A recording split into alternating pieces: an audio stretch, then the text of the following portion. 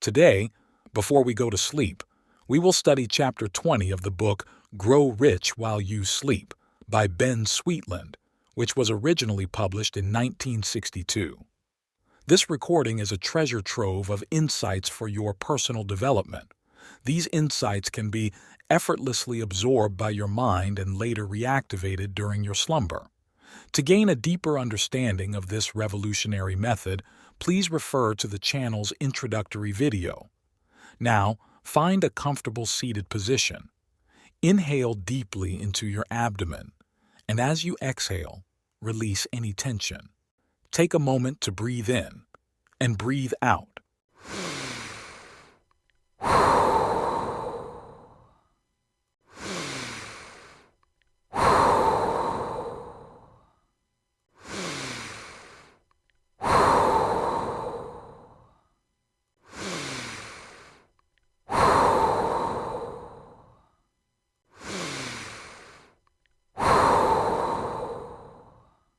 Now pay close attention and listen carefully with total concentration. Grow Rich While You Sleep. Chapter 20. Developing a Health Consciousness. How well is well? Perhaps you have never asked yourself this question. It will prove interesting to think about it a moment, and doing so may start a train of thought which will carry you into a state of happiness you have not known before. When do you think of yourself as being well? When you are free from aches and pains, when you can do your normal work without exhaustion. The questions which could be asked are numerous, but the big question is, even if you are free from aches and pains and are able to do your regular work without exhaustion, is it possible for you to feel still better? The pinnacle of well-being is mental and physical vibrancy, when you can throw your entire enthusiastic self into anything you do, whether work or play, when your mind is free from worry, because you accept the problems of the day as a challenge instead of approaching them with fear, when your heart is free from hatred, because you have eyes which look only for the good in others, and when your todays are better than your yesterdays, and your tomorrows are looked forward to with joyous anticipation. Following are 10 simple steps for radiant mental and physical health, which are all you need to develop a health consciousness. 1. Have an incentive to want to be actively alive, on top of the world. We can do almost anything if we really want to. This applies to physical well-being as much as it does to anything else. We might go through the motions of doing things intended for better health, but unless our actions are backed by a burning desire to succeed, we need not look for spectacular and glowing results. It's wonderful to feel good, to have that up and atom feeling, but before we can make progress in creating such a feeling, we must have a mighty good reason for doing so. Step 1, therefore, is to acquire an incentive, a valid reason for wanting every fiber of your being to effervesce with vibrant energy. Only a few suggestions will be offered as thought starters, but for the real incentives, explore that mind of yours to learn just what it is you would like to accomplish, or be. Would you like to be a power in your community? Would you like to have the type of personality which sways people? Forcefulness is not a question of how you pitch your voice or how loud you talk. It is a reflection of a mind alert and a body dynamically alive and vigorous. Would you like to have a large circle of admiring friends? Would you like to be the one singled out for your opinion and advice because there is something about you which spells authority? Would you like to be elected to important posts in your lodge or club because of your personal magnetism? Perhaps your desires might run along the lines of personal accomplishment. You may have said, "I would take up the study of music if I felt better." Or it might have been painting or the mastering of one of the many crafts. I may be 1,000 miles from anything which nearly approaches your own incentive. You may be single and give anything for the right mate, but feel you do not have the youth or physical attractiveness to interest the opposite sex. But regardless of what your desires are, get an incentive which will give you a reason to want to be on top physically and mentally, Then you will be in a position to get the maximum good from the steps which follow. 2. Know you can gain better health and live longer. The only people who have ever accomplished anything are those who knew they could. To approach any task with doubt in your mind about your ability to do it is a certain step toward failure. Buoyant health is not something we acquire by luck. It is a reflection of the way we think and the way we live. Bodies which creak with aches and pains are not given to us by fate as a punishment of some kind. We have them because of the way we live and think. The mistake which most people make is to think that the price we pay for a joyous state of well-being is so high, the reward is not worth the effort. How utterly wrong! One might say that sacrifice is part of the price we pay for a vigorously alive body. But is it? Let us take a few habits as examples. Think of those who smoke to excess and whose hands shake if they are without a cigarette for a few moments. Would it be a sacrifice if they were to practice moderation to the extent that a smoke would be enjoyable instead of a means to keep from suffering? Think of those who drink too much. Is the intense suffering from a hangover the reward they gain from the habit? Would it be a sacrifice to suggest moderation, that a drink could be taken now and then for sociability, instead of being the means of shearing one of all semblance of culture and refinement? At first thought, it may be hard to believe that we make more sacrifices with an ailing body than we do to have and maintain a glad-to-be-alive body. Think it over and you'll quickly agree. Reflect over the many things you could and would have done, had you felt like it. Think of the places you would have visited, had you the mental and physical spirit to do so. And think of the countless hours of feeling just half fit. Your judgment tells you that if you embark on a program aimed at glorious health, you can accomplish it. So, step 2 is to know you can gain better health and live longer. It may be necessary to resort to a bit of mental discipline in developing a better health consciousness. If, for years, you have been seeing yourself as one under par physically, it will take an effort to get yourself to the point where you know, beyond doubt, you can enjoy radiant health. Motion creates emotion, we learn. So, for a few days, hold to the thought, I can gain robust health. Of course, accepting the thought that you can gain better health is not enough. You must take the steps which will make better health a reality. In other words, the realization that good health is within your grasp must be brought into reality by action. 3. Get your mind in order. As you learned in the previous chapter, the word psychosomatic is now frequently heard in connection with illnesses of various kinds. Doctors are including many ailments in a long list of those which are originated in the mind. This fact does not mean that a psychosomatically sick person is insane. It merely means that most psychosomatic conditions result from fear and worry. Stomach ulcers are thought of as originating mostly in the mind. Strain, we call it. But what is mental strain other than worry over certain conditions, or our vivid fear that we will prove to be inadequate to cope with them? My definition of worry is holding mental pictures of things we do not want instead of things we do want. Think about this a moment, and you'll agree. We might also say that worry is evidence of doubt in our ability to solve the problem which is causing the worry. Perhaps if we look at it from this angle, we might stiffen our spines a bit and prove to ourselves and others that we are bigger than the object of our worry and will do what is necessary to change it. Realize that worry never helps anything. To the contrary, it impairs health and blocks happiness. Self-mastery is a reward which comes to the one who can conquer fear and worry, and they are easy to conquer, if one will accept and act upon the truth. Worry prevents our doing the very thing which will provide the means to prevent the worry. 4.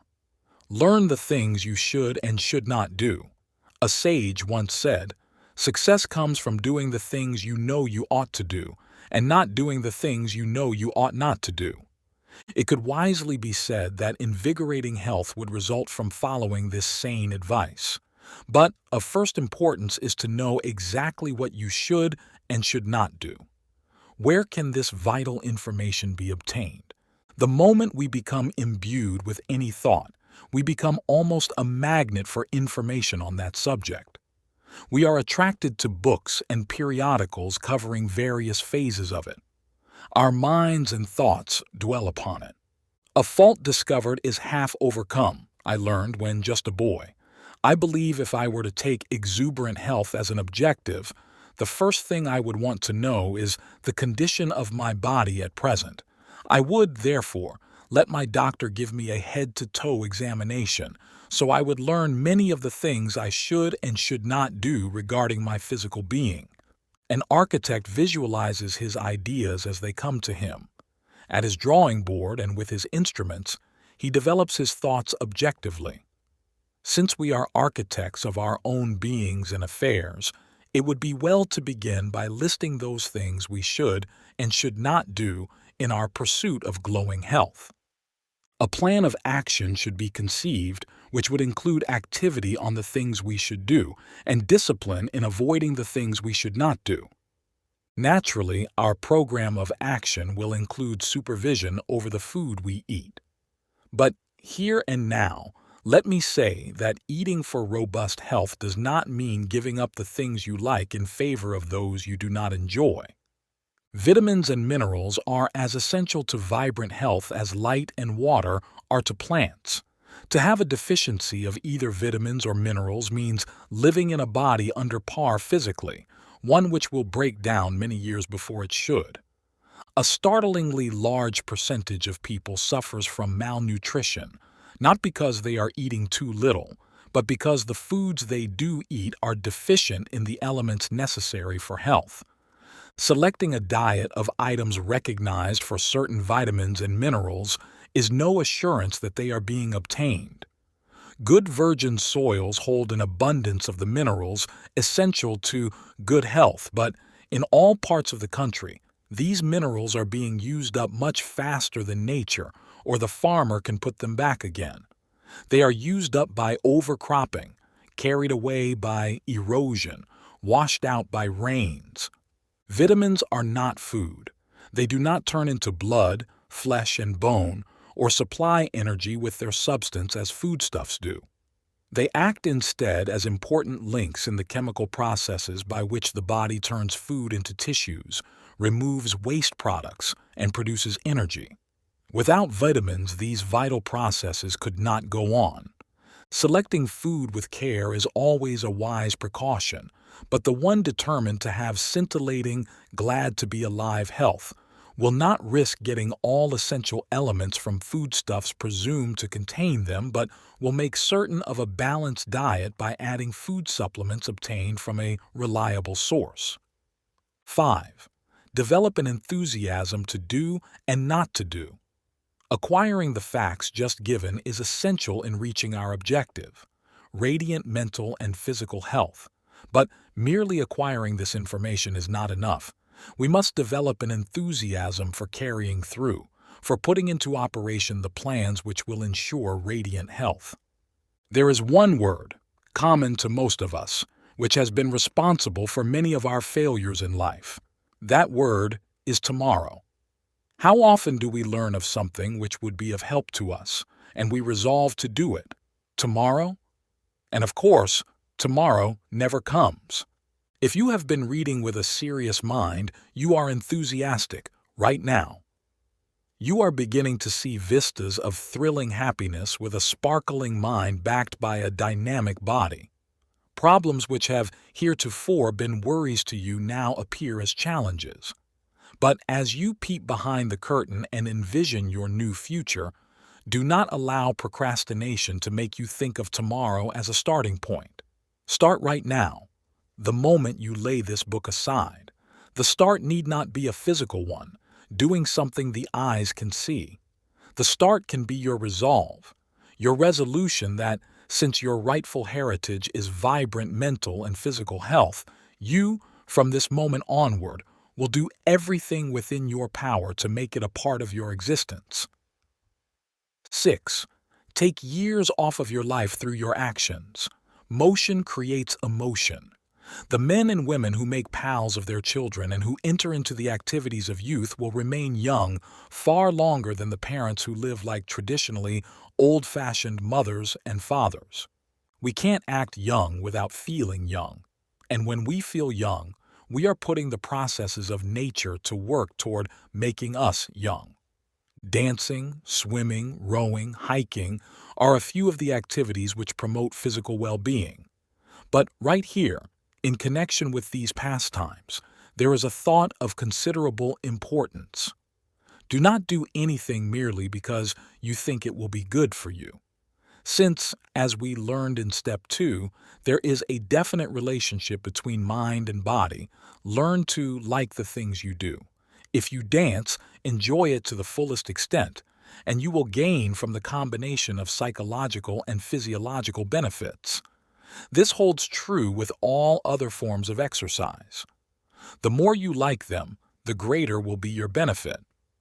Our clothing plays an important part in the way we feel.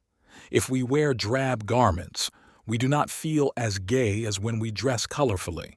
Although it is always imperative to use good taste, there is no rule against wearing clothes which express our cheerfulness.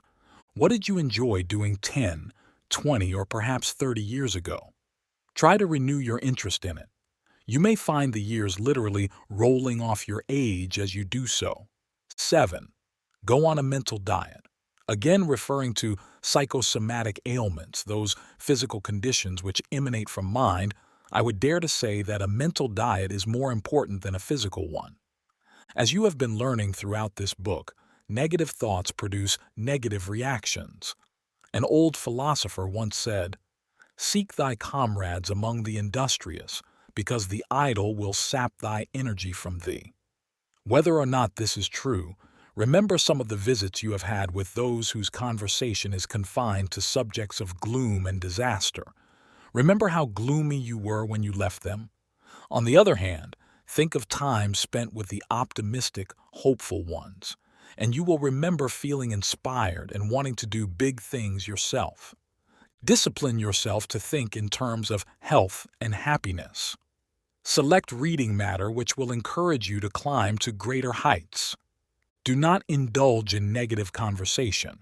When writing letters, see how much encouragement you can give instead of making them dissertations of woe. The secret of happiness is not in doing the things you like to do, but in liking the things you have to do.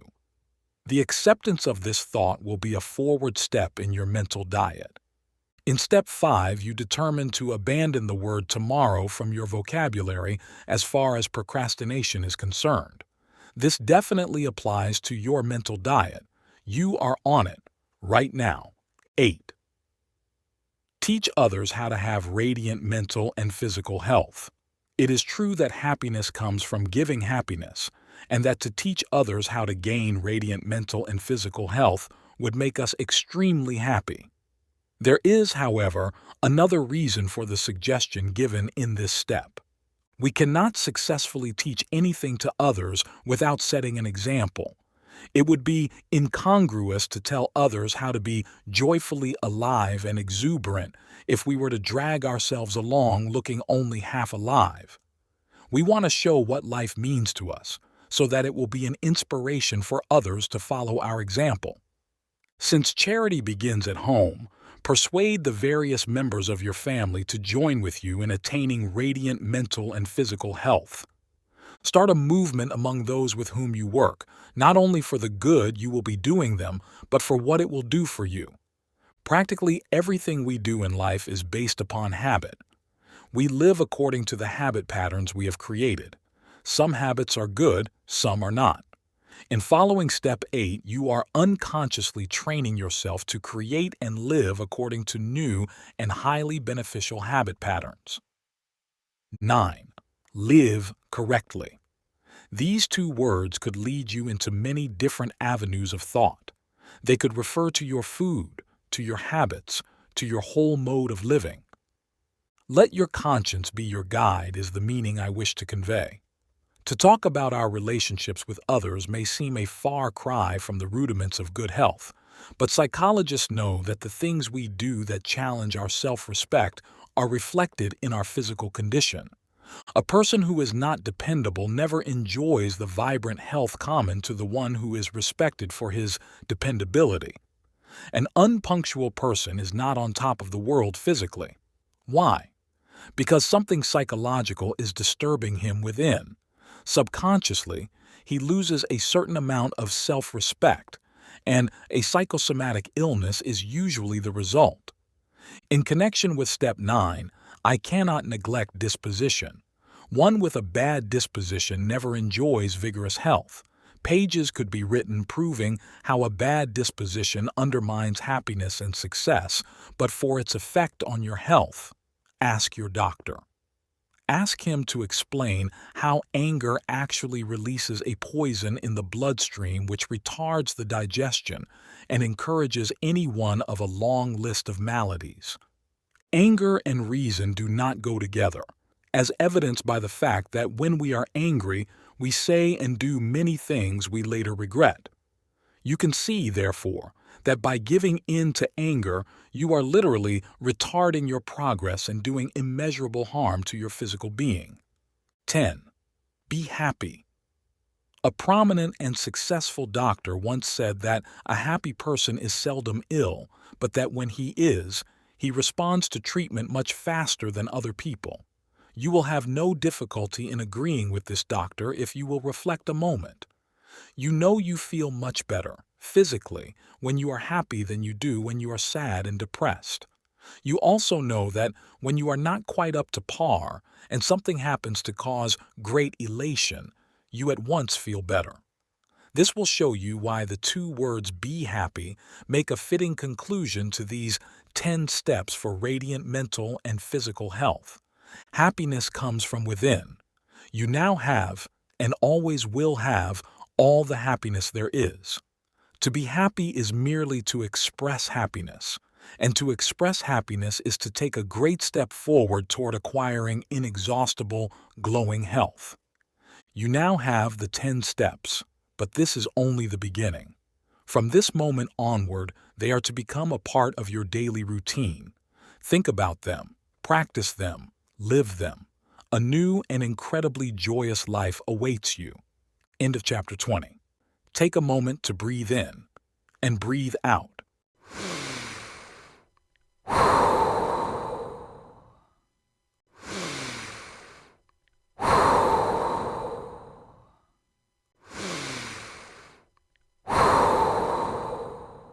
Stay focused and reflect on what you've just heard.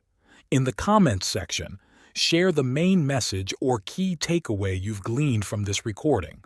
This simple task will aid in your reflection and internalization of the information. Remember, repetition is the key. By playing this recording every night before sleep, you're instructing your sleeping mind on what to consolidate. Once you've completed this, head to bed immediately and let your subconscious mind work its magic. Don't forget to subscribe to the channel and hit the notification bell to stay updated with our latest content. Good night.